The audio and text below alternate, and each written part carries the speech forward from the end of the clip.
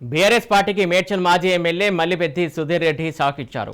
మేడ్చల్ ప్రతాప సింగారంలో రేవంత్ రెడ్డి సమక్షంలో కాంగ్రెస్లో చేరారు. అనంతరం ఆయన బీఆర్ఎస్ విమర్శలు గుప్పించారు.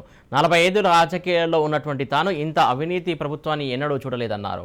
మంత్రి మల్లారెడ్డి మేడ్చల్ నియోజకవర్గాన్ని అవినీతిమయం చేశారని ఆరోపించారు. మేడ్చల్ నుండి మల్లారెడ్డిని తరిమి కొడతామని ఘాటు వ్యాఖ్యలు చేశారు ఆయన.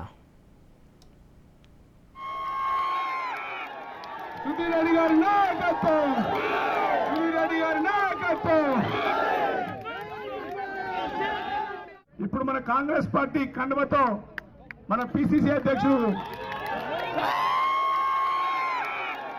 సుధీర్ రెడ్డి గారి నాయకత్వం,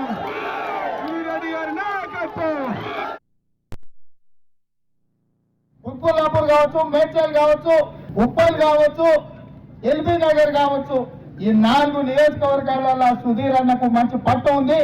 ఆనాడు పెద్దలు దేవేందర్ గౌడ్ గారు ఈ ప్రాంతంలో ఉన్నప్పుడు లక్షలాది మంది పేదలకు ఇంట్లో పట్టాలు ఇప్పించి ప్రతి కొత్త కాలనీలను అభివృద్ధి చేసి డ్రైనేజ్ వ్యవస్థ చేసి తాగడానికి నీళ్లు ఇప్పించింది చేసింది దేవేందర్ గౌడ్ గారు, ఇప్పించింది సుధీర్ రెడ్డి గారు.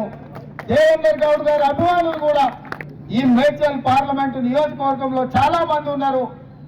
ఆయన వల్ల ఈ ప్రాంతం అభివృద్ధి జరిగింది.